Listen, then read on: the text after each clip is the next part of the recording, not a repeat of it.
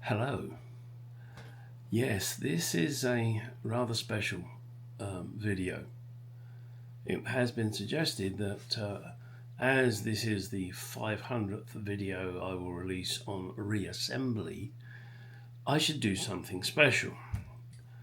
And I do agree.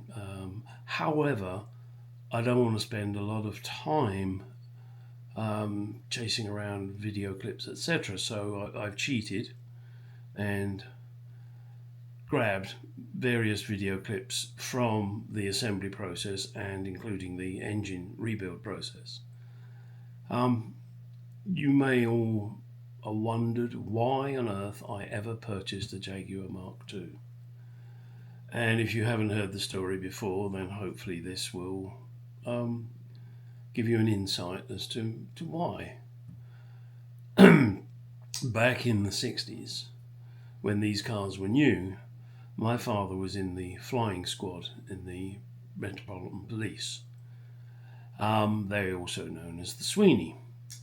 And of course, as history notes, the crooks had the Mark II. And in order to keep up with them, the police also got Jaguar Mark IIs. So why would that make me want one? Well, unbeknownst to me, it got into my blood somehow. And that was because there was a police Christmas party and children were all taken to it. My father, being one of the drivers and crew of the flying squad in the Mark II Jaguar, got to pick up his children, which was me, my brother and my sister, in the Jaguar Mark II. Neither my brother or sister remember it. I don't know why. Maybe it wasn't special to them, and maybe it was extra special to me. But they were put in the back seat, and I was put in the front seat with the radio. So I'm sitting in a brand new, in effect, Jaguar Mark II with a police radio in it, and all the usual bits. No flashing lights on the top. They didn't do that. They were incognito. And I was taken to the kids' Christmas party. I was probably about 10 years old at the time. And I guess it kind of got into me. So I always wanted one. Now, I've got an E-Type, a partial E-Type if you like. And I've had XJS's, XK8s, XJ6s. I've had numerous Jaguars, S-Types, etc. But the Mark II has always held a special place for me. I purchased this Mark II in 1988. Long time ago. My plan was, at the time, to just restore it. And I went back and forth a number of different times. Okay, I'm not going to restore it. Let's just get it on the road so I can use it. No, let's restore it. So, I'd take it apart, put it back together, take it apart, put it back together, take it apart. And that went on for a number of years. Going through various marriages and divorces, moving house, moving countries, moving states. It never seemed to progress very rapidly until I got to America, and then I started to progress on it. Not super fast because I was still in full-time employment. That was another thing. I had the money, I didn't have the time. I had the time, I didn't have the money. So these things take time, which is why this probably has to be one of the longest restorations going. If you know of one that's been going on longer, do let me know. So anyway, I purchased it in 1988. I really didn't get stuck into it much until I moved to America in 1996. And then I started to progress. But yes, we're still, a long way from getting it finished in 1996. We're closer now. But as you're all aware, at the moment I'm somewhat incapacitated, so it's very hard for me to do stuff. But I'm doing it slowly but surely. The first clip you're going to see is the part 1 reassembly when I've just got it back from the body shop. That was in December 18th 1921. 1921? Shall we try that again? 2021. 1921. What a fucking asshole. 2021. And then I've just picked out various episodes and just put a clip in. They're not in any particular order. They're not, flowing nicely together. I just literally chopped pieces of video out and stuffed it into this one video. I hope you'll enjoy it. It is going to be quite a long video. So, you may want to get yourself a 6-pack, bottle of wine, bottle of scotch, whatever. Well, I would say a mug of tea, but you're probably going to need a jug of tea or coffee, because this is going to go on. Hope you enjoy it. One thing I would like to say is thank you to all my subscribers. I know not all of you watch the Jaguar videos, but there are certain subscribers, and you know who you are, who watch them religiously and often comment, and I really do appreciate it. Hoping to get up to the 3,000, but I don't think I'm going to quite do that this year. Maybe sometime next year I'll hit the 3,000 mark. Again, not that it really matters, but I really would appreciate it if you would do the usual. I'm sorry to go on about it, but the like, the good old thumbs up or thumbs down, choice is yours, and make a comment. I try to respond to all comments. I don't necessarily say something, but I certainly read them all, and I do try to respond to them all. Okay, let's get on with the show. I hope you enjoy it, and this 500th episode is kind of a milestone. Not sure how many it's going to go to finish this car, but I'll keep doing them. Hopefully you'll keep enjoying them. Thanks. Bye.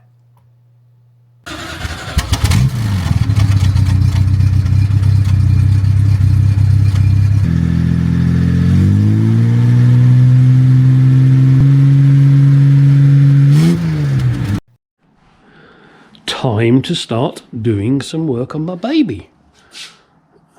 Now you will see there are what look like blue lights. Let me show you.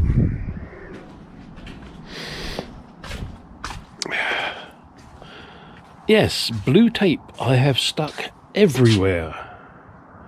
Why, I hear you ask? Let me show you. Changing hands. I do that a lot. In here, as you can see, is the original metalwork. Now, do understand, I didn't ask the body shop to do anything on the interior. This is all down to me. And I looked at that and went, I could just cover that up. But being an anal twit, I couldn't just cover it up. As you can see, there's some surface rust. That I will be dealing with. I have a treatment that I will use on it and make it purdy. And then I will paint it in good old red POR 15. That's what this is all done in. And although granted a little dusty at the moment, that will be cleaned prior to installation of all the other stuff that's got to go in. Oh, that is why you see the blue lights. Because when I put the rust treatment on this side, I don't want it creeping through onto the paintwork on the other side, because it might make it stained and not be very nice, and I don't want that. So that is why it is done. And well, let's move on now. And I'll tell you what, once I've got the rust treatment on there and it's done its conversion, I'll show you that. Then I'll show you it painted. And that I'm going to have to be very careful about, because I do not want any of what I'm doing in here to affect the outside, because that will make me squeeb. I do still have the vent there to put on. Make sure I get that on the right way around. And here is the steering column that I plan on putting in. Well, I actually planned on putting it in today, but then I saw that and said, oh, bum. Let's get that fixed first. Then the steering column will go in. All right, let's get on and get rust treating. videos. As promised, I am sticking in my boot seal. Just trying to make those tapes stay, although that is probably already set. I'm using this black weather strip adhesive by 3M, and what you do is you put on a light thin coat, or a thin light coat, or a coat without any lights and thins, unlike me, thin. Sorry, I'm just trying to get this out of the way, thank you. And I'm going to stick it in and show you the way I do it, and you do what you like. Now I have this little woody thing in my hand. It is one of the many sponge brushes. I think, I want to say I got it from Ace Hardware, I'm not sure. So it's already stuck in up to here, but I just want to show you what I do. So get this, get the glue or the adhesive and just give it a squirt.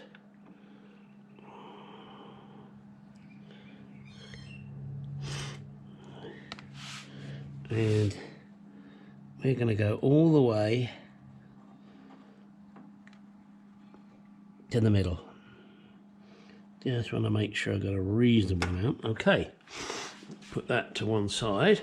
Now I get this little dibby dabby and spread it around, trying not to get it in an area where it's going to show, but some may, and then we'll just be able to peel that off. Okay, so you don't have to be too pretty about it. Now, the other thing you have to do is get it on the other side. This is always tricky.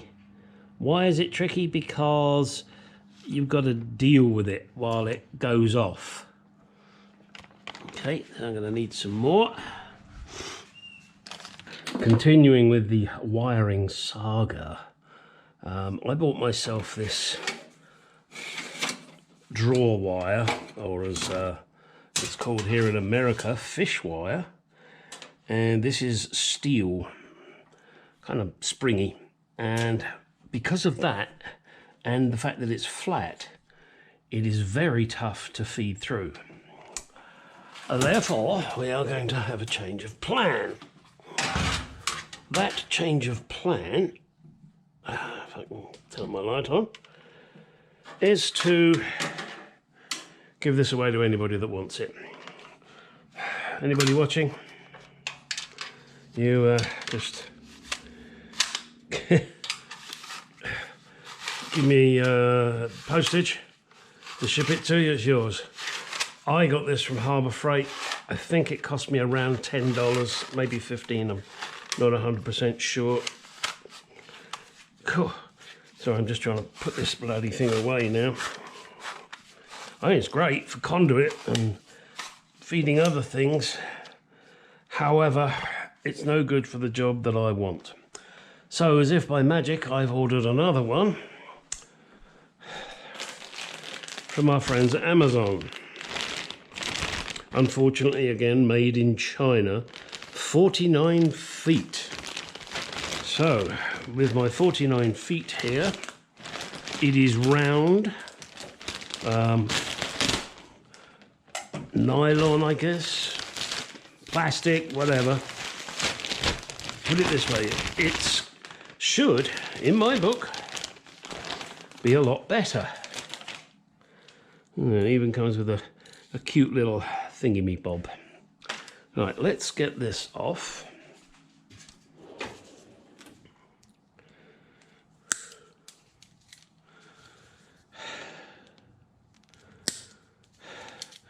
I tell you, this thing's going boing, and I'm going to get 49 feet of yellow spring in me teeth. Whoa! Whoa! Whoa, whoa. Okay. Can't say I didn't expect that. I did. Now, just want one end. Now my theory, the theory that is mine, again, I'm sorry, I keep on siphoning. Now down in here, you have to go down. There's a second ledge in here, an inner sill that you have to get through. And there it is. And then feed this along. And it'll just come out the hole, won't it? Yeah, right. This is when you... Hey, I hope you're having fun coming round with me. I'm showing the light. Actually, turn it on, it'll probably help. Shine the light in the hole and I can't see it. Oh, that's a bit of a bugger. I was kind of hoping I'd just see it right there. Oh, it is there. Okay, you can't see it, but it's tucked right up. So let me see if I can pull it back. I'm sorry you're not seeing this. Oh, hang on. Now being wet. Oh, good, I can see it now. I can see it. I need a hook. I need a hook. I need a hook. All right. This is the beginning of my Mark II engine rebuild. As you can see, it is a 3.8 litre, and this is, as I said, out of my Mark II. You can hear it and see the fact that there is a liquid dripping off of it. It's PB Blaster. The reason I've done this is because I'm going to replace all of the studs and obviously take this engine apart, and it's a good idea to give it a damn good soaking of PB Blaster. There is a number of nuts and bolts on this thing, and I would rather they came out than me having a problem with them.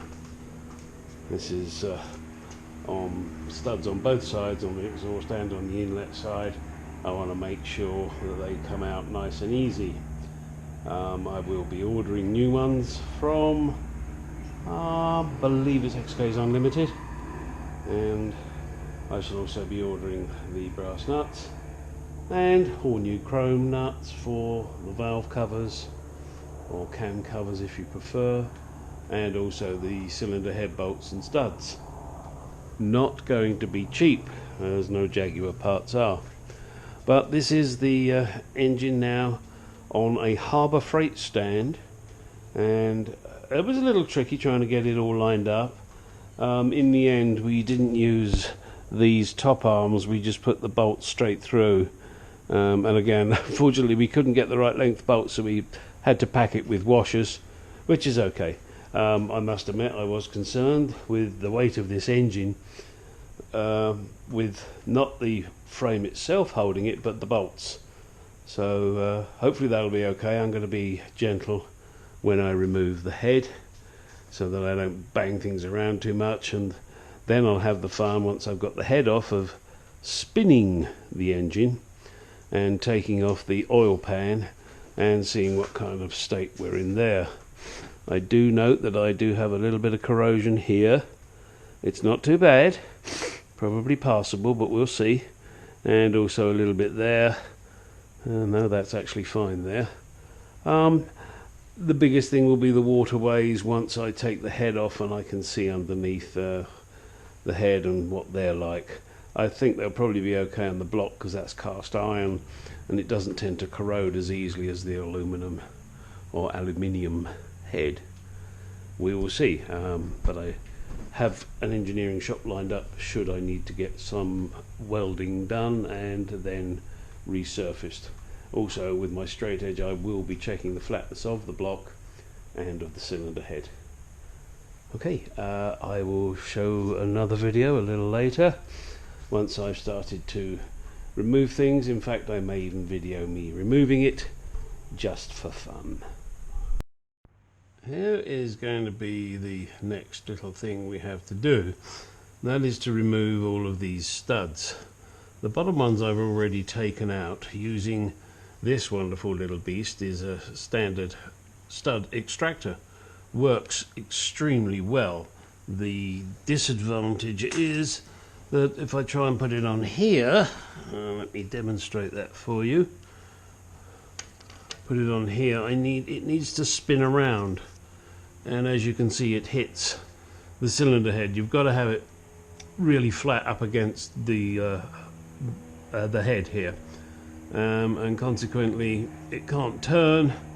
So you're either going to end up breaking the stud, or damaging the head, and damaging the head is not an acceptable option. So consequently, you have to use another method. That method is the two-nut method. And yes, I am two nuts, and I have two nuts, believe it or not. You basically, let me show you here how it's done. Basically, hate that word.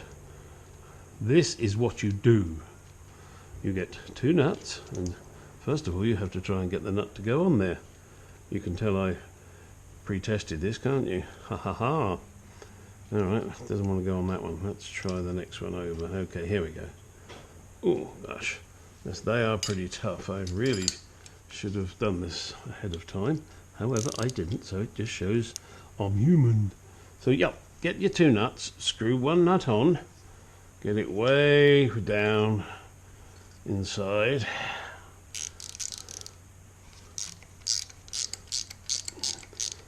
And in case you're forgetting or wondering why it all looks damp, it's PB Blaster all over this engine. I have absolutely soaked this engine in it, and it still needs a damn good clean, but this is just so that I can get all these nuts out. Now what you've got to make sure is you get that nut a long way on, because this nut must get a full bite, otherwise it's going to cause a problem. Now I've got the end of the bolt coming through, as you can see.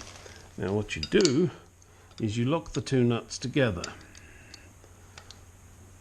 So one in one direction, one in the other, until it locks. How about that? I caught it. There we go. Okay, now that's locked.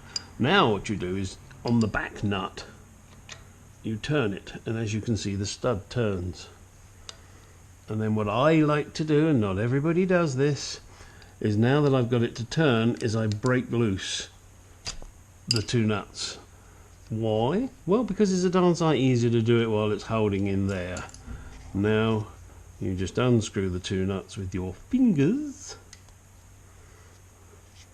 Okay, and on this last one it's actually pulling the stud out, which is fine. And then you just unscrew it from the stud.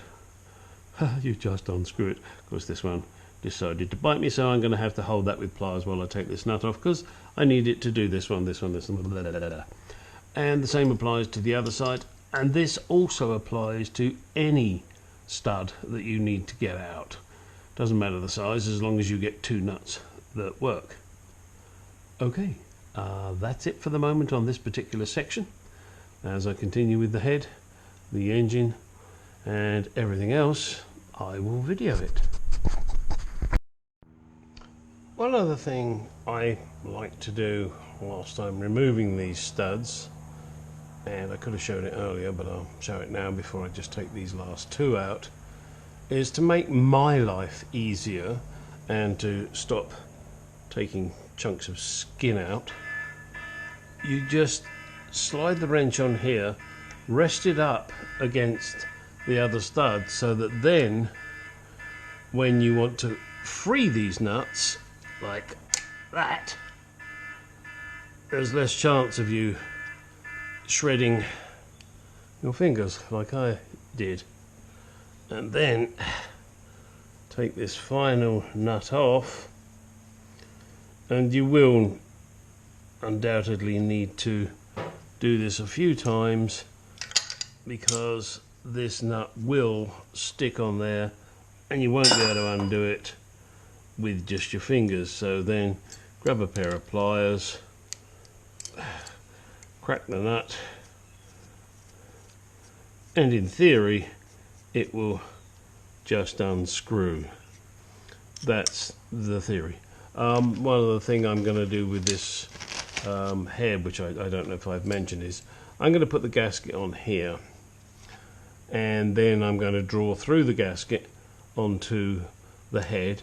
I'm also going to do the same on the manifold, the intake manifold, and I'm going to do it on the exhaust as well, and then bore out the area that mates with the gasket, and then because I'm going to do it on the gasket onto the manifold, there will be a smooth transition through here so that the flow goes through nice and easy.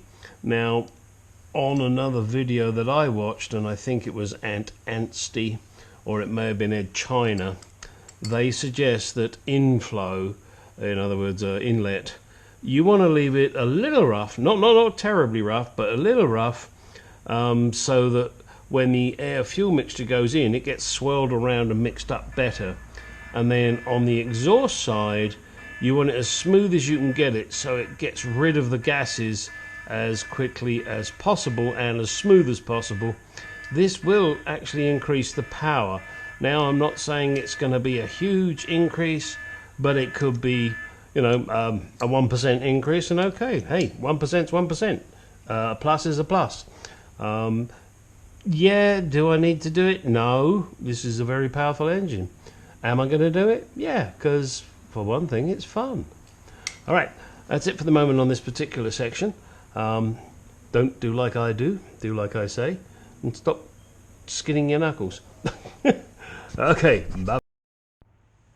One addition I'd like to make to previous comments is regarding removing these studs. On the exhaust side, the nuts that are used are brass, obviously for the expansion and contraction. Using those to pull out the studs is not a good idea. Reason being, they're brass, it's softer, and basically you'll end up stripping them. It's quite simple to do. So what I suggest is you take the ones from the intake side, or go buy a couple of new ones whilst you're doing all of this work. Go down to your local Ace hardware store, or True Value, whichever it is. Go to their beautiful nuts and bolts section and get some nice new nuts. Just a couple to remove these studs. Another point to note, when doing the exhaust side, if you're using this style of stud extractor, and unfortunately it's the only one I have, when you're on this lower stud, it swings around and it hits the top stud and prevents you from using this extractor. What I did is I used it until it hit the top stud, so at least now all of these are at least cracked. Unfortunately not quite finger loose, but I'm getting there. So just wanted to let you know that that is another issue you will meet with this type of extractor, although it does work brilliantly. Okay, if you got this far, you've probably already figured it out, but these nuts are 1/2 inch AF, you know, real proper sizes, not like that metric shit. Here it is with all the studs removed. This is the intake side. Not looking too bad, I must admit. Obviously I will clean that up a lot better. I may even get it resurfaced. I'll have to see how bad it is once I get my straight edge on it. And this is the exhaust side. Again, not looking too bad. I'm probably going to replace these plugs and also these down here and on the other side and on the back of the engine. And those of you that are rebuilding your engines, don't forget this one. This one has a habit of leaking because everything gathers here, and I've got to do. Alright, let's progress. Alright, here we are at the beginning of my next video section. These are the plugs that go on the side of the block, and these are on the other side. These ones are waterways, these ones are oilways. Let me just show you where they go. They go in here, and they screw in here, hopefully very nicely, he says. Go on, show the people you can screw. There you go, go on. And I'm doing this left-handed, which is not my normal hand. Well, at least not for this kind of screwing. Okay, so yeah, they go in there all the way along, and then the smaller ones, which if we come around here, they go in the top here. They actually go into the water jacket. So my next task is to clean all of the threads out, make sure everything's nice and clear inside, and then also do the same on the oilways. And I'm going to try and get a rag through here to clean this oilway out, or at least flush it out with brake cleaner. I can take this screw out at the end here, and then the nut on this end, and then it should flush through. I like that, should. Haha. We will see. Well, I successfully moved this plug from this little hole here, and then this big bad boy from down here. And I've also flushed this through now with some cellulose thinners.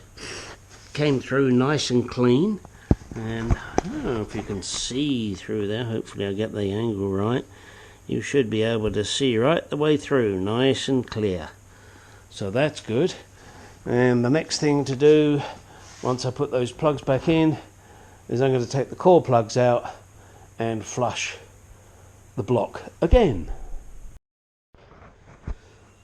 Alright, having finished cleaning it out, I've now replaced all of these plugs, and just to be extra sure, I put sealant on it, gasket type goo. And I've also done the same on the ones here that go into the water jacket. So everything's looking really good now. Getting there, slowly but surely. Things are cleaning up nicely. And as I said in the last section, next I should get these core plugs out. Alright, and here we are now, and I've punched a hole in every core plug. That way it makes sure that I replace them. This one in particular on the rear, which I've just pulled out, which it really wasn't too bad. I could have left it, but hey, not going to. And just to show you, this is what happens when you buy cheap ass tools and you try and bend it out. It just didn't want to know. Piece of crap. So I got this, and I believe these were from Harbour Freight actually, which are normally cheap. So there's some crap there, as you can see. That's all gone. But yeah, these are made in China crap, and these are made in Japan crap, I guess, but they're a lot better. It was not too much crap in there, which is good news. And I'll now take the rest of these plugs out, and once I've got them all out, I'll show you what's behind them. I've popped out all the core plugs now, and hopefully you're seeing these. Well, they are certainly corroded, not terrible.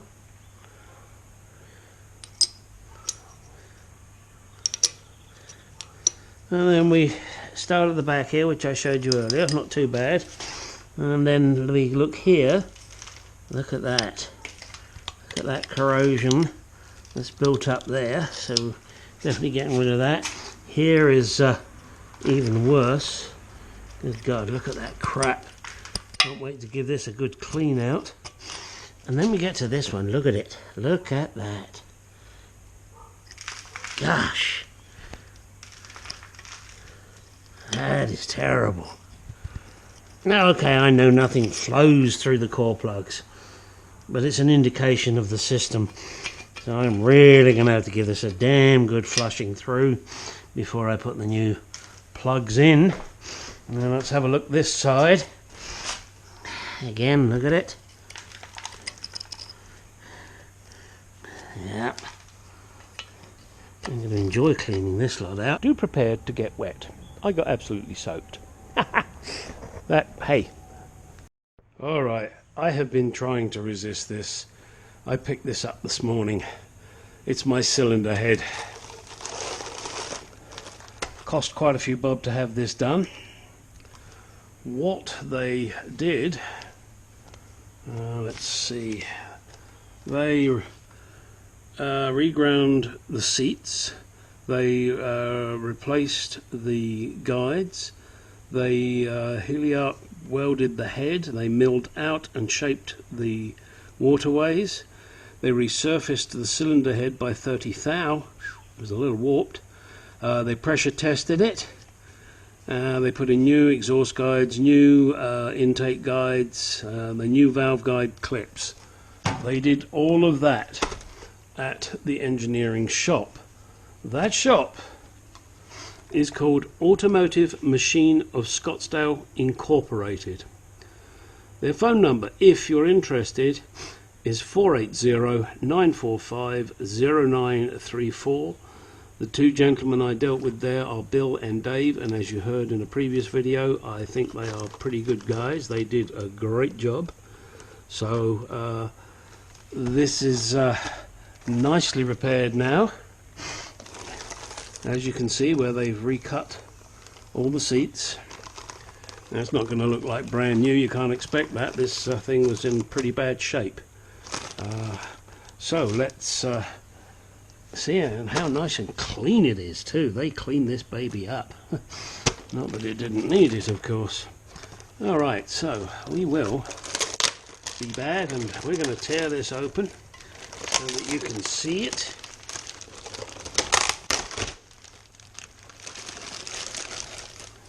Look at that, lovely. Now, I told them to leave these waterways. I will deal with those. And in fact, what I'm going to do is I'm going to put JB Weld in those. And that, when you do it, I have been told a good way to do it is to heat up the area and then smear in the JB Weld, because it gets sucked into all of the little crevices. So that is definitely something I am going to be doing. Also, the cylinder head gasket itself, because I had to have so much taken off, I'm going to have to get a decent gasket, not the one that's in the set. The one that's in the set is a steel one. They're not very good. So I've got to get myself a proper cylinder head gasket that I will probably get from, I don't know, XK's Unlimited or... the other one, S&G Barrett. Prior to putting the head on, I will be cleaning out all of these thread holes. So let's turn her over, have a look. Now, you guys may not be in the least bit interested in this, but I am. One thing I definitely do need is a towel.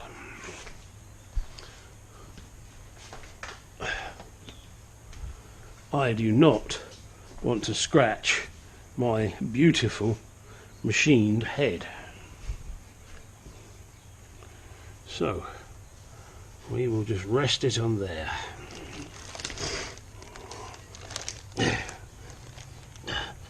Oh, look at that, they even took those plugs out and put new ones in. Oh, actually the plugs aren't new, the washers are.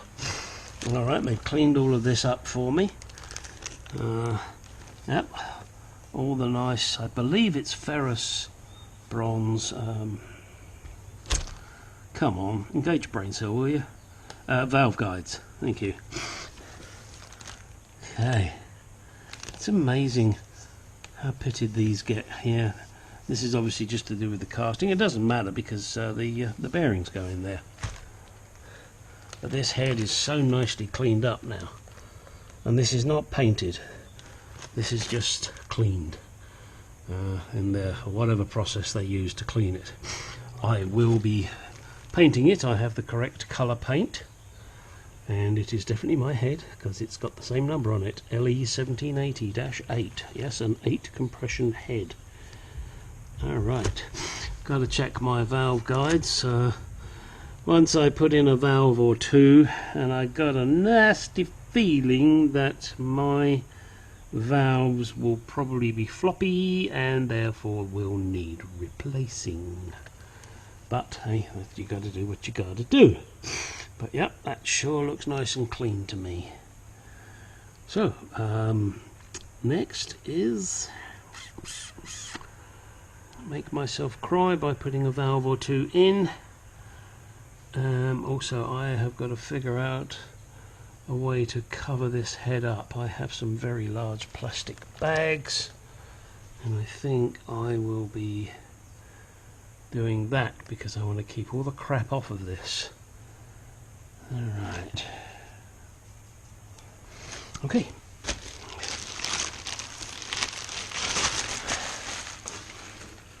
Yes, that's looking pretty good there.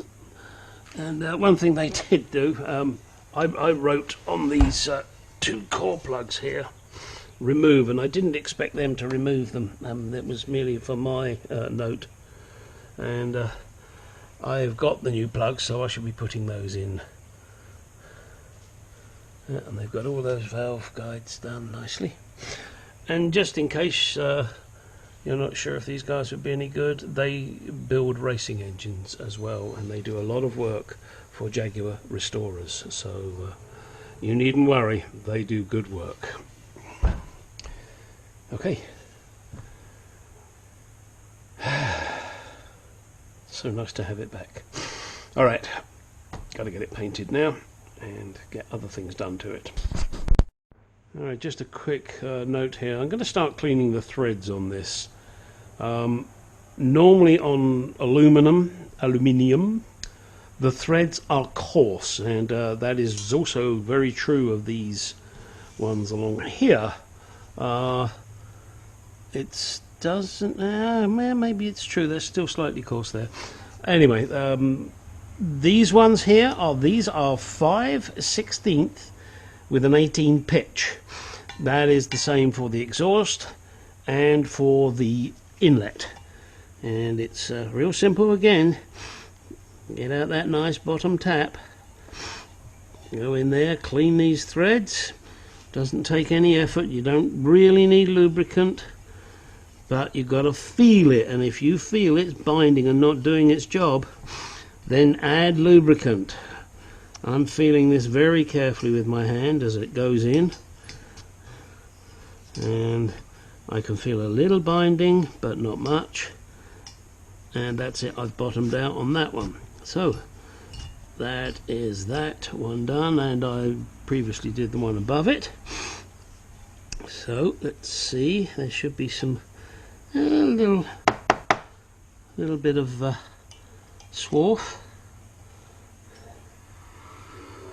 Just make sure you get them in there right, because when you're using a tap in a hole that's already been done, you could re-tap it and not mean to, so you do have to be very careful. But it's going good. And you notice I'm doing a few back turns. Alright, there it is. And that's to break up any crap and get it back into the flute, so that when I undo it, as I'm doing now, hopefully the crap comes out. Yeah, and there it is, you can see it. Alright. And I will be flushing every one of these holes out with brake cleaner prior to installing the new studs that I'm going to buy. Actually, I'm saying new studs, I'm not sure yet. I'd like to use a lot of the original stuff, providing it's, you know, serviceable, and it's, you know, I'm not doing it with the cylinder head nuts. Sorry, bolts. Studs, jeez. Or, come to that, the nuts. I want to make sure I got some decent studs in there. Alright, that is another one done, so that's 4 down and God knows how many to go. And as you can see, I'm getting a collection of swarf there. If that gets too much, then I'll just get a little brass brush. In fact, I'm going to do that right now and brush that out before I move on to the next one.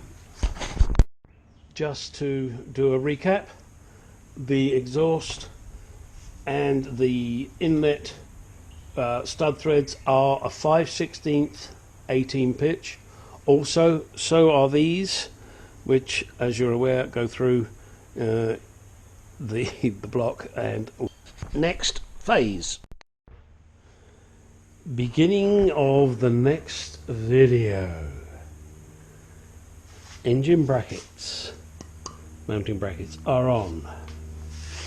Transmission brackets, or gearbox brackets as I prefer to call it, they're on with the bolts ready to receive. Orgasm time. Fan is on. I will be taking it off. I just had to put it on there. I couldn't help myself. Look at that. Beautiful. Crank pulley on. And belt tensioner on. And this is where it mounts. So do take note of that. It mounts on this side. And the back of the belt goes on there. Goes round here. And this is the generator bracket. And the generator sits here. Sticks out with the pulley on. And that is one of the next things I have to do. Oh, damn, doesn't this look sexy? I'm sorry, I know it's a piece of metal, but guys, you understand, and girls, if you don't, you should, because these things are sexy. Oh dear, I sound really weird now, but hey, too bad. And come over here. This is the generator that's going on there. I don't know yet how to test it off of the vehicle. I'm going to try and figure that out. This is a spare one I have, so that's going to be going on eBay. And this is a spare damper I have. This is off of I want to say off of a 4.2 engine. It's not off of a 3.8. It's off of a much later engine. So I'll be chucking that out on eBay. So any of you guys watching that may need these items are going to be at a sensible price. So keep your eyes out for that. Alright, time to get this beast right here. Sorry, just try to make you dizzy. And take it apart, give it a good clean up, clean all the brushes, replace the brushes if need be, clean all the connections, cleans the commutator, powder coat the casing, polish and probably powder coat the I don't know what you want to call them, end plates, powder coat the pulley and the fan, yeah, and the bracket. So that's my next job, is to rip this baby apart, give it a good clean up. Don't know if I'll release this video just yet. Maybe I should just give you a quick 5-minute update so you can get all excited. Now, control yourselves. No, you mustn't do that in public. Okay, boys and girls, here we go. Now, I've taken the bracket off, taken the pulley off, I've taken that off just by basically removing the nut.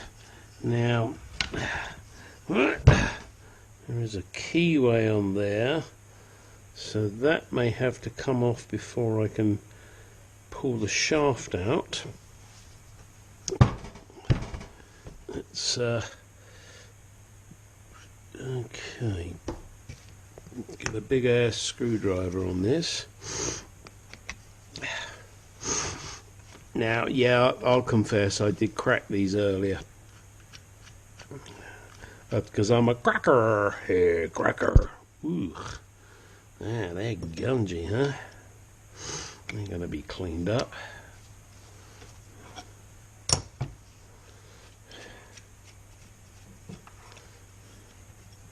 Man, oh man, are they dirty. Alright. Now, ooh, oh, look at that. Oh, here we go. Oh, I just heard the bushes clicking. So, alright. Now that commutator, which is this piece here, by the way, in case you didn't know, this is called a commutator. So I'm going to clean that up. It's not terribly worn, and I will polish it.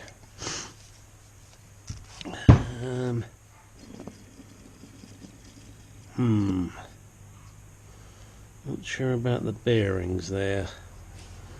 Maybe I can just take them apart and grease them up. I'll clean all this up before I do anything else with it. I'll give this a damn good cleaning. See you in the next video. Alright. Right, beginning of another section of the engine rebuild, which I hope you'll find interesting. I've now got all the shims set correctly. Everything is now as close as it can be, if not perfect. And now it's time to prepare the head before I put it on. And by that I mean polishing it, painting it, and getting everything ready.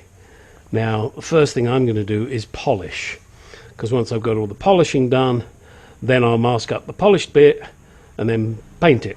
Why mask it up? Because it's in a spray can. Bum. So I've got myself some buffing tools to do this. I will not show you all of the buffing I'm going to do, because that's going to be pretty damn boring, but I'll show you some. And initially it's just going to be polishing up around here, not there, and there, and that, yeah, and around both sides, of course. That will probably be it for the polishing. This is rough cast, so this is all going to be painted back here.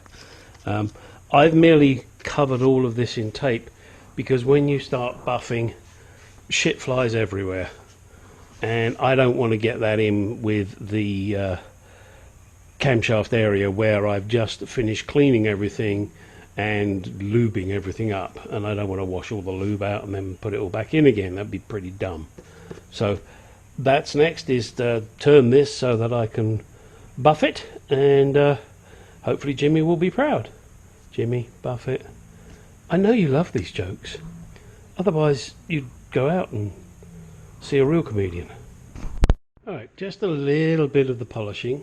I can't really show you me doing the polishing because it's extremely noisy. This is a pad I picked up from Harbour Freight, and it fits in my grinder using my compound. This is the initial first compound you use. The second one is a white compound, which is for polishing, and you use these kind of buffers. And this is another hard pad if I need to use it, and another big block. I've also got these little corner ones for getting in the little tight spaces which attach to my air tools. So this is the first stage. As you can see, it's come up quite nice. It's not as good as I want to get it, but I'm not going to go for chrome finish. I just want to get it really nice. Now, because of the head and the way it is and where I've got it and the bench and blah blah blah blah blah, it's like do this side and do this and then turn the whole head round and then do this side and do there. So it's going to be a little bit of a long-winded process, but you can see how it's developing. I've still got some more work to do with the this is kind of, it's not coarse, but it's coarser than the White Rouge. The White Rouge is more oh yes, it's definitely more. I've been watching too many Indian films. It's definitely, oh dear, I crack myself up. Ahmed. Right, we've got to cut it more. I've got to get the surface a little flatter. Again, not perfect, but a little flatter, and then we'll see how it goes. So what I'm going to do now is I'm going to finish off this side. I'll do the other side. There's no point in me showing you that because it's boring. But anyway, do understand that this is how I'm doing it. You don't have to do it that way. You can do it whatever way you like. You're big boys and girls. And hey, if you are big boys and girls out there doing stuff, love to hear about it.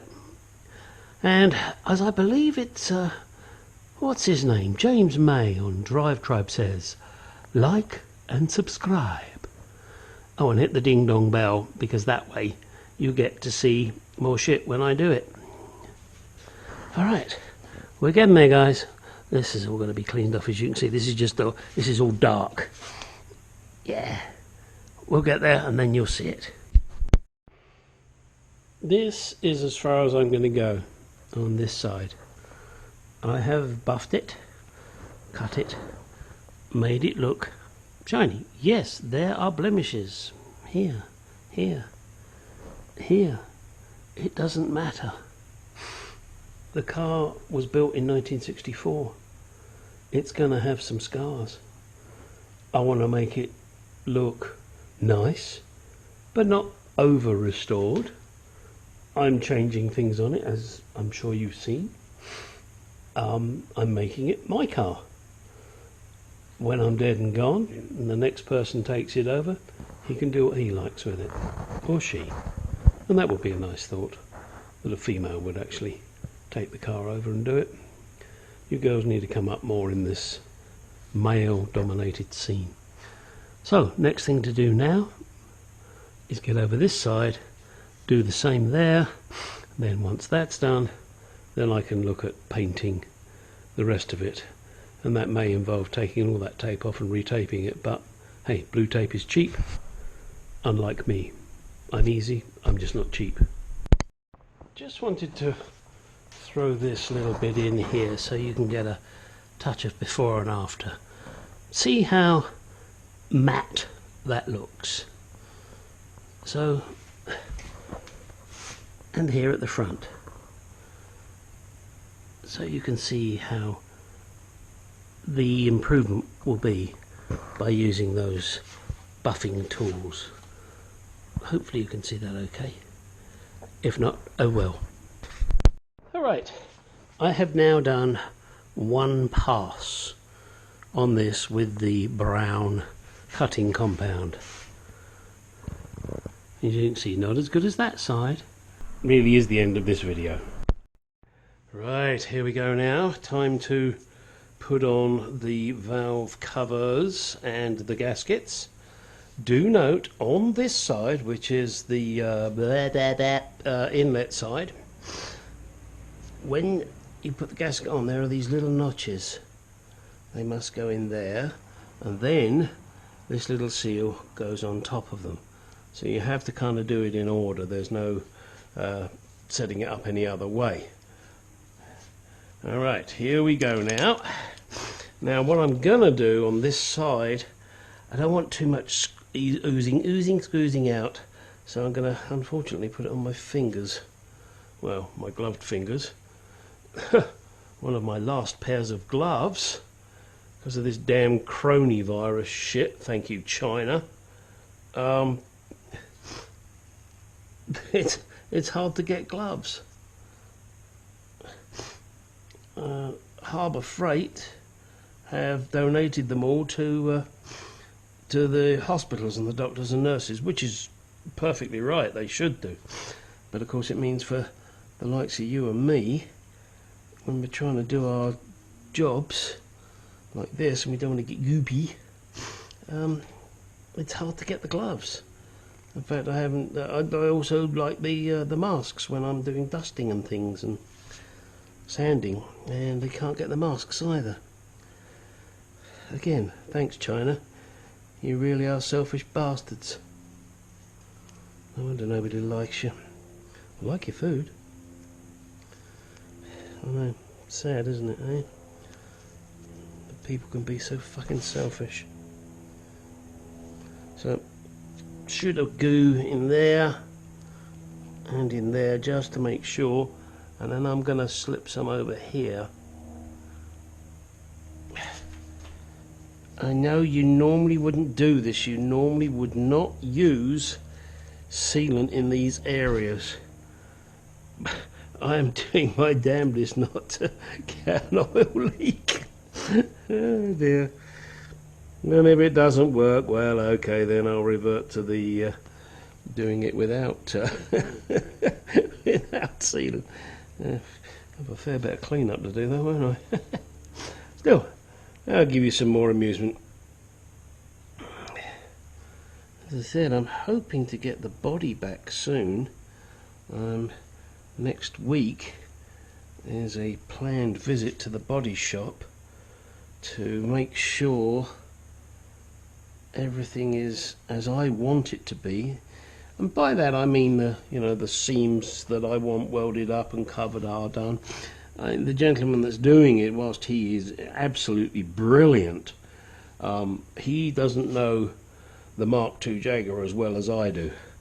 I've worked on so many of them, and As it's my car, I know what seams should be covered up, what seams should be exposed, what's going to cover up certain areas so it doesn't matter.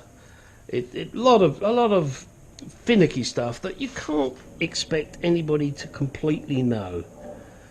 And he is doing an excellent job for me at an extremely reasonable price. So, you know, I have no problem with going and seeing him. And it's kind of odd, but he's turned out to be a bit of a mate, really. And that was obviously not how we initially started. We initially started as customer and client, and it's progressed from there. He is a man that I have a great respect for. I also know that he will do the best job he possibly can for me. There is no two ways about it. So that has got to be a plus, hasn't it? If you trust somebody with your baby, which is what I'm doing in effect, trusting him with my baby. Not that kind of baby. No, we don't do that kind of stuff. Even though he's English and so am I. No, I know. The world has a strange opinion of us English people. I mean, not as weird as you think. The rest of the world is, and they just try and push it on us. But hey, we don't care. We just say, yeah, fuck you. Ain't my problem. Alright, so now I have got that done. Put this down here for the moment. Let's get the gasket rested. And then what I'm going to do is I'm going to put the sealant on the cam cover because it's easier. But, well, as I said, you've got to make sure you tuck that in there. And look at this, that's excellent. Yes, yes, yes. And you two over there. Yeah. And unfortunately, this particular sealant I'm using, you do get time to work with it.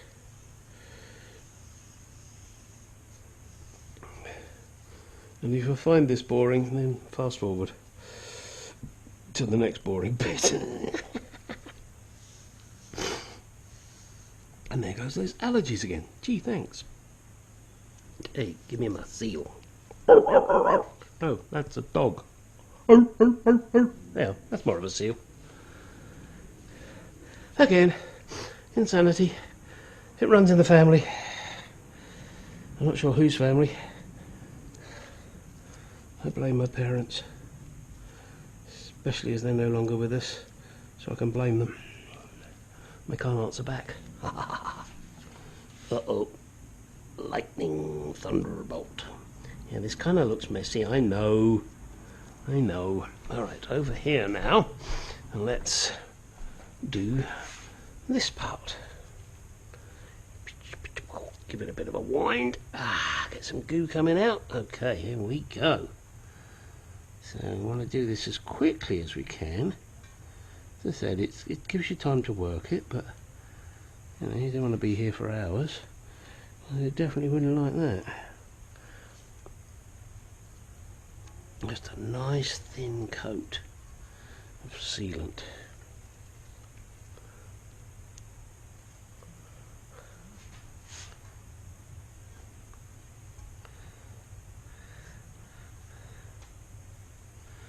And then afterwards I'll be able to clean it up.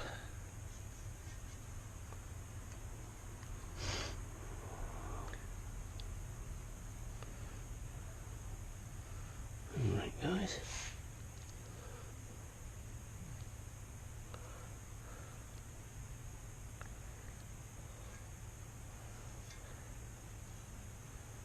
There we go. See that nice thin coat? That way it reduces the amount of cleanup you have to do. There's still going to be some to do, of course. No way you're going to avoid it. Not if you want something sealed.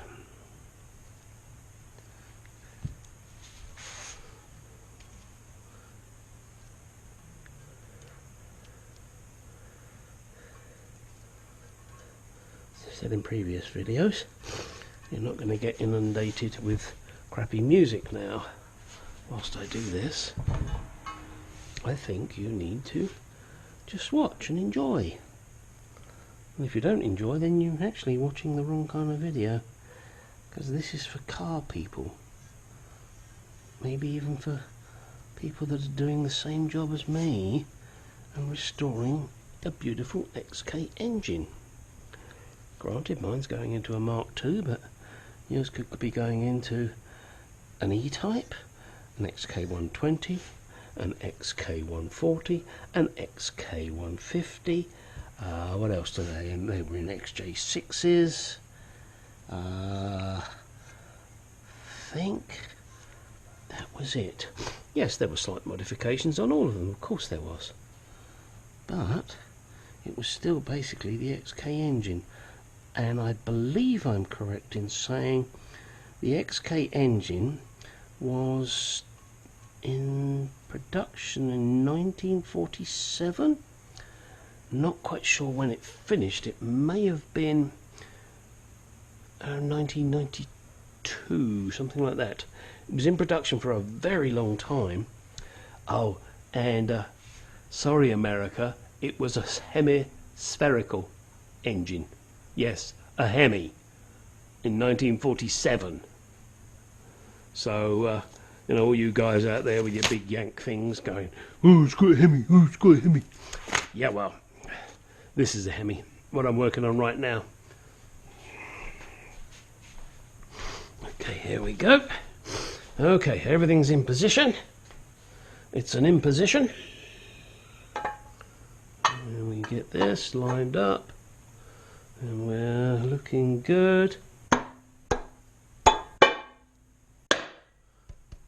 All right, let's get them beautiful nuts and bolts and washers and screws.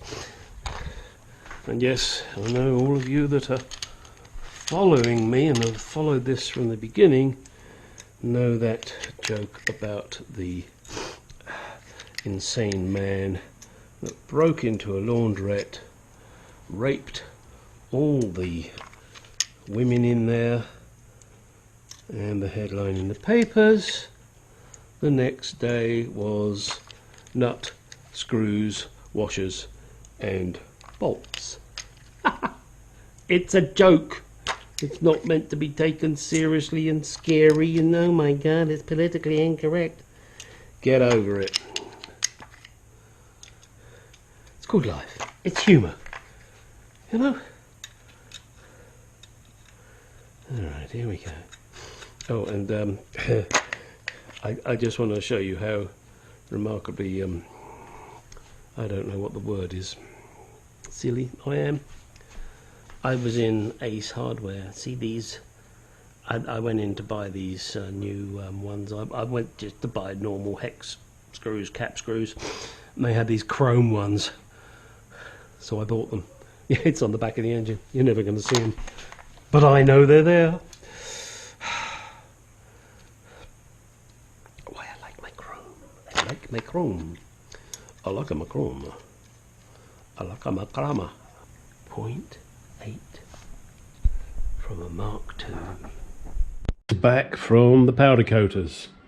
Now I got to get my finger out of my ass and do my damnedest to get this set and ready for all the work that's going to go on. I've got to clean up these ends, pull out the seal, clean in here. Same on this end. Now there's powder on here, so I'll just get that off. And I did tell them not to worry. Don't, you know, if I'd have said you must cover that, they would have done. And also in here I told them to blast in here, which I can see they have done. I've got a bit of crap down there that I've got to deal with. Now, also I did leave in the races as requested, or suggested, should I say, by the people that do the differentials. And I can now take those out. And then I'm going to flush out these. I think what I'll do is I'll probably put I don't know, some cork in one end and fill it up with gas or something, or some kind of cleaner, just to get all the sandblasting material out. Now, nothing will be rubbing against this edge. because you've got a bearing here and then the shaft. So the shaft will be right in the middle of it, but I want to get obviously the crap out of there. That's definitely got to be done. All right, so look, I got a fair bit of cleaning to do. Not going to show you me cleaning it because that's kind of silly. I'll show you it when it's cleaned. How about that? And then I'll show you, then I'll be painting this with the Gliptal and making it as nice as I can. You know, this will be good for the I will put some gasket sealant on here. I have a gasket, but I will put gasket sealant on. Note, and it's actually kind of handy seeing this here tells me that these are greasy, so I've got to clean them out as well. Got to be careful with what I use to clean this because I don't want to damage the powder coat. I think brake cleaner will be okay, but I'm going to test that on an end piece first of all, and if it dissolves it, then I won't be doing that. What I'll do is I'll test the brake cleaner on these where I've got it here. Got a fair bit of work ahead of me before I can take this to the shop, so it'll be a long time before you see it going back in the vehicle, but I think it's looking pretty good. I'm quite happy with that. Biggest idea was to protect it. You know, it wasn't meant to be all smooth like this. You know, you can't help it on, you know, especially on this. Look, the cast. You know, cast iron is rough. But yeah, I think, yep, we're looking good. All right, let's get cleaning. Hey, I got to get that seal out in there. Problem is, I can't find my seal puller. So I had to come up with another method. Let me show you. So, look around my garage thinking, well, maybe I could knock it out from the other side. That means I need something long enough to go through there. What do I have? Boink. Piece of pipe. Will it fit in there?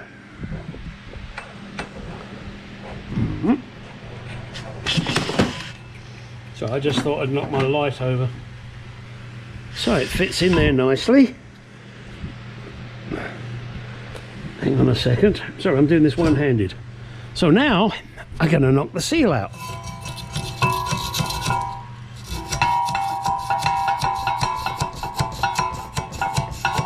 Again, I'm doing this one-handed just for you guys. Bingo, it's out. So sometimes you just have to get creative.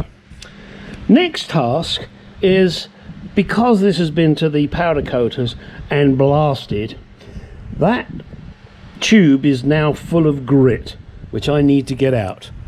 That I will show you how I do it. Grabbing a trusty piece of rope and a rag, towel in this case, soaked in brake cleaner. You soak it in whatever you want, you know, gasoline, whatever works for you. Obviously the rope goes through very easily. There it is. Now just pull it through. I'm going to put you down for a second. Okay, pull it through. And look at the dirt and crap on that. Now, I will do that with clean rag every time until it comes through perfectly clean. Then I'll know that I've got everything out. Okay, I looked and could not find a definitive connections. We got a terminal here that says W, one here that says T, and obviously E being earth, ground, W, so I figured, well, the one with the white in it, and T because that's the only other one that's left.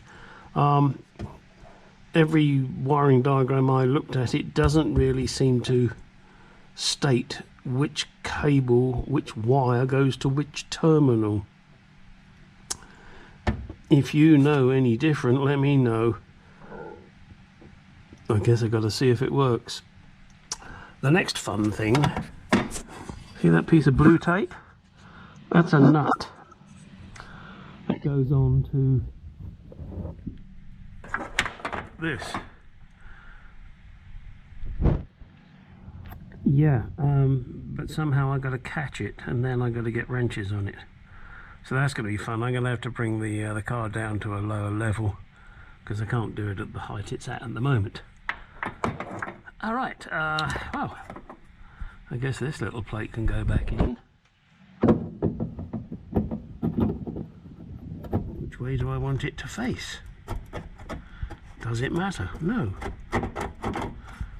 Sorry, I can't do that one-handed. So do I want it that way? Do I want it that way? I think I want it that way. I think that will be much more better. Alright, as I said, got to do that two-handed. Then, what else we got? Oh, well, then it's, shit, once I get that pipe on, this one, it's on to getting the water pump, the fuel pump sorted out, mounted and connected, and also tidying up these wires. I might leave this panel off until, sure, I'm thinking that hurts. Yeah, until I've got fuel in the tank and tested it and seen whether the pump leaks or not, and also if it works, because that wouldn't be better if it doesn't, especially with all the money I've spent just on the pump. Okay, someone was mentioning in my last video, or on my last video, that they can't wait to see me do the boot seal. You may have to wait a little bit. Not that I don't have it. I do. I have it. It's over there, hanging on the wall. Over there. I just round to it. Okay. Oh, and I've also got to put the gas cap back on here. Oh, and even more struggly poo is this seal. Now, I don't know whether it's, I haven't got the tank mounted correctly, I don't believe it's that, or whether it's just the normal Chinesium crap. But it's not quite central, so that's going to give me a bit of grief. I think I might try loosening the bolts underneath and see if I can move it to get the spout. Sorry, that's probably a bit dark. As you can see, it's not quite central. However, what I was trying to point out to you, if you look at this, you can see it has an angle on the back here. That angle goes in because the spout comes out at an angle, and therefore you have to put it on that way. Do not put it on that way because it's wrong. Put it on that way. I know it's bloody simple, isn't it, you know? There's an angle and the pipe's at an angle. Oh, and obviously these cutouts, they're to do with those cutouts, one there and one there. I can only assume that this was Jaguar's idea and said, well, supposing you spill some gas in there. Well, we don't want it staying in there, let's just let it drain out onto the floor, which is what they did. So, yeah, that'll go on that way. As I said, I think I'm going to loosen up the bolts on the tank to try and move this. So it's going to be a case of up and down to get it right. So that if I can move it, which I can't at the moment. Isn't that fun, huh? Yep. No, I might even give that a polish in there before I put the lid back on. Yep. Okay, let's get on and do other stuff, and I'll bring you back in a short moment. Okay, this is the hose that I used for that breather, shall we say, from the tank. And I put a little test piece in fuel, and I've left it sitting there for 2 days. The most that is done, it's made it less flexible. It's a little harder to bend, but it hasn't dissolved. It hasn't really had a great deal of effect on it. And the breather will not be sitting in fuel all the time anyway. So I'm not worried about that. Just thought I'd throw that in so that you guys knew. And what is this? 3/16 vinyl. Well, it looks like 0700, but it's hard to tell with the printing. And what does that say? Gosh. 022, God knows what. 193574. Anyway, it's a vinyl hose, and yeah, it gets a little discoloured and it goes a little stiff. God, I wish I had that problem. Maybe I should paint mine yellow. Okay, with the tank back in now, I've got to get the seal in there. It's not evenly spaced, but then again, this is probably a Chinesium crap tank. It's a brand new tank. Right, now we start today's fun. I have now welded these studs in here. It's a bit blobby, but I'm really not concerned about that. I'm going to leave it on there. You know, to me, it adds strength. And whether that's true or not, I don't know, but that's what I believe, and that's what I'm going to do. Also, this one is now, I've welded the nut on there, so that's good. Powder coated, ready to be bolted together. So, before I bolt it together, let me take you for a walk. Let me take you underneath the arches. Okay, there was a couple of bits that... Sorry, hang on, what's that looking at? Sorry, that's not looking at the right thing. Okay, here we go. Sorry about that. Right, there was a couple of areas here that didn't have the underbody chutes. So I've done that now, sprayed that. The plug over there, I'm just waiting for that to dry. That should be okay. I put the, hang on a second. Oh, I've got to get the vacuum in here. The studs there. The two riv nuts rather. I'm still thinking about the shield just going across here. Talking of the shield, obviously you saw it on the bench, so let's go back over to the bench. Now, I'm still not sure if I'm going to use this or not. At the moment I'm using aircraft remover on it so that there's no aircrafts left on it. And then I'll flip it over and do the other side. Then I'm not sure if I'm going to rust treat it or sandblast it first. I'm going to do both, but I'm just trying to figure out whether I'll do rust treat it or sandblast it first. Then I'm going to decide if I'm going to use it. And if not, then I've cleaned it up ready for whoever wants it next. We will have to see.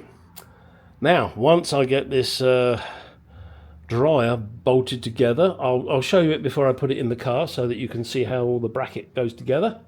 And then we'll get it in the car, we'll get the hose connected to it. Then, and it may not be today, we'll see, I can get the condenser in. And once I've got the condenser in, then I can put the radiator in.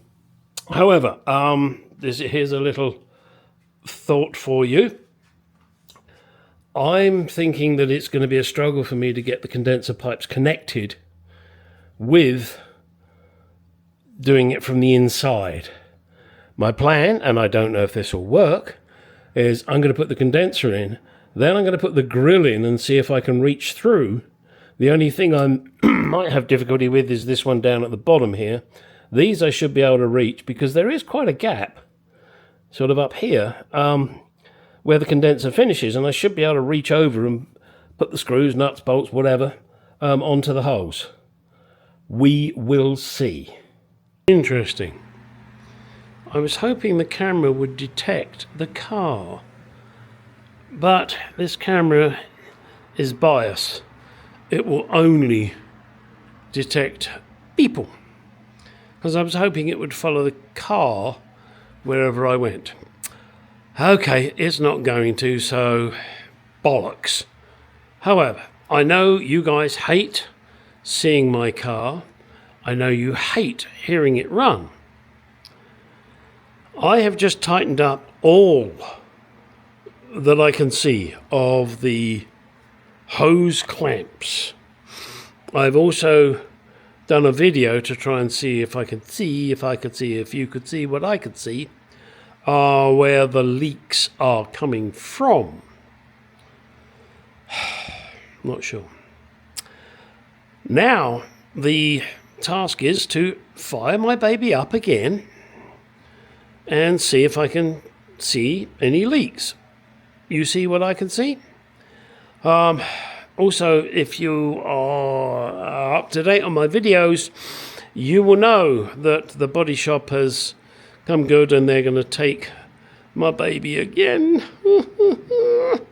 and sort out the issues. All right, let me fire her up. Well, I'll tell you what, why don't I do that with you guys? Because my baby, she fires up first time. So first we turn the ignition on and you hear the pumps. And the pumps stop and then we say run. How about that? Huh? First fucking time.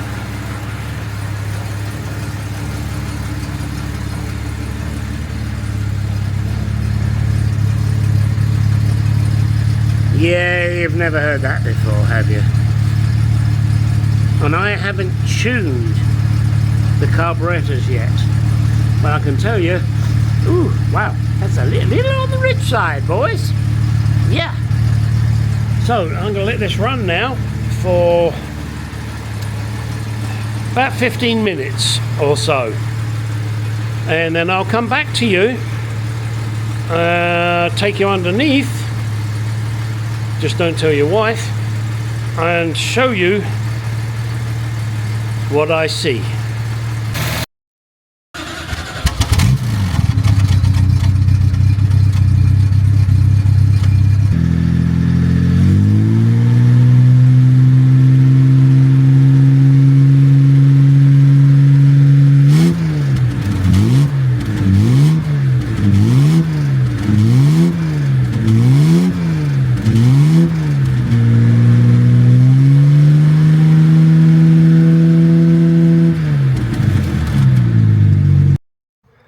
Well, here we are underneath the arches.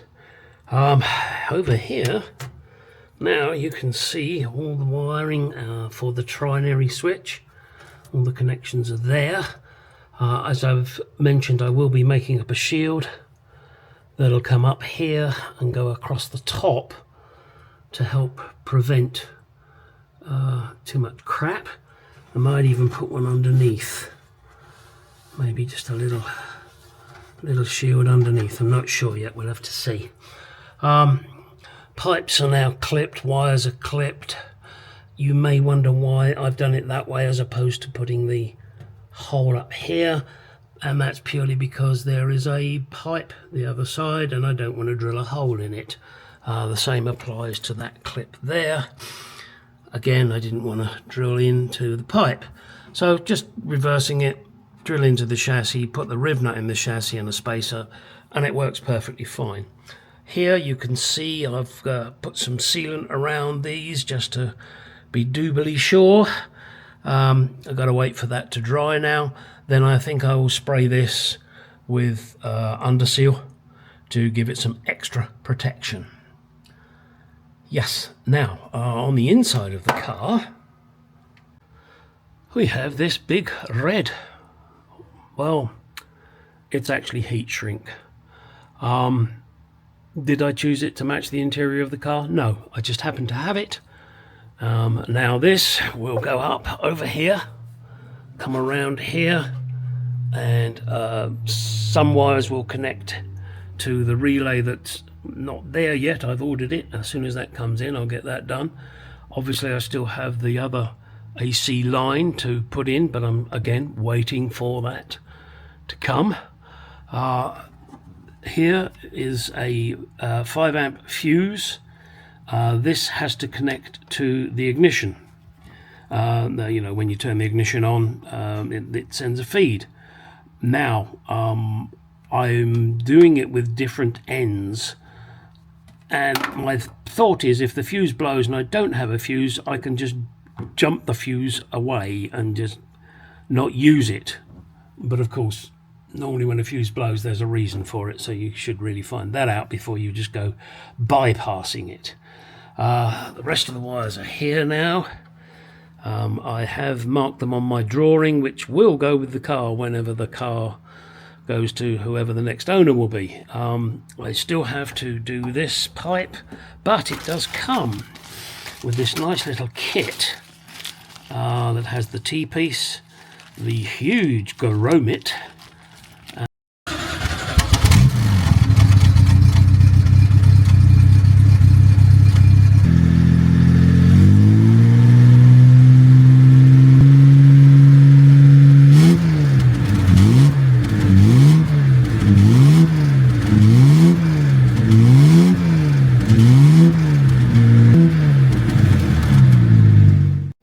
Right, see all the tram lines there?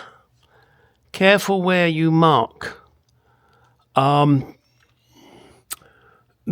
high line there is where I just held it up and marked it. That's wrong. The lower line is the one that I needed to go by. And that was because I got the wood and I put screws through from the other side, got it in the correct position. So do be careful when you're doing this. Right, now we're onto the right-hand side of the car. That was a bit of a pain in the ass to get in. The screw holes are up very tight. They're right at the top. So it was not easy to get to them. I did have to expand the holes a little bit because of the screws I was using.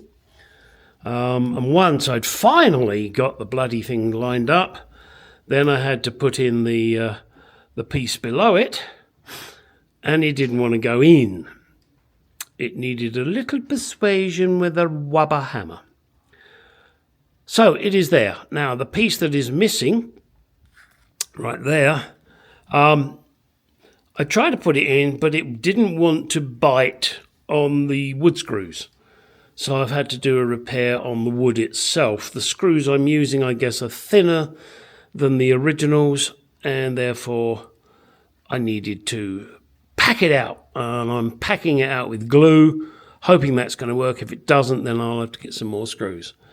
And then we can move on to the rest of the headlining. Probably, I'm not sure yet, probably do that bit there for the mirror, and then work these edges out, and then get it tucked around the windscreen, and then revert. Sorry, you're not really seeing much there, are you? Hang on, come on, back out. Yeah, tuck it around the windscreen, and then, if the camera will follow me, come on, camera, follow. Then we're going to get these corners done with the rear lights. Yeah, lots of fun, eh, kids? Now, these are the original B-post trim panels. This one is showing 1, 2, 3, 4, and this is showing 1, 2, 3. And probably should be.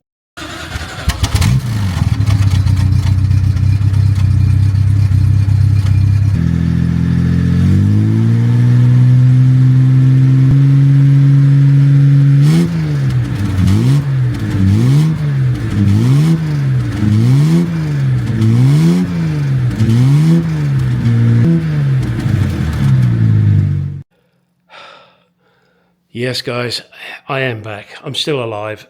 Sorry, I went down with flu. Or something. I don't know what it was. But dizzy, feeling, just, you know what it's like. Feel fucking awful. Somebody said to me, is it man flu? What? What the fuck's man flu? It's flu or a heavy cold or something. But I felt like shit for about 5 days now. Just coming back to life. So time to do some work. First thing, no, it's not the first. Just trying to think. I don't know where I was on the videos. I'm putting the... This is out of sequence, so you'll have to live with it. The door panel is almost on. I've walked away from it because this doesn't want to go on. The handle doesn't want to go on here. So I walked away. I just left it and said, fuck it. I'll deal with it later. I'll do something else that I can complete. Ha ha. Yeah, that's when I moved on to the front door, and I can't complete that now. All right, that's it. I'm sorry, this is a very short bits of video, but I'm sure you like it anyway. And if you don't, oh well, never mind. Yep.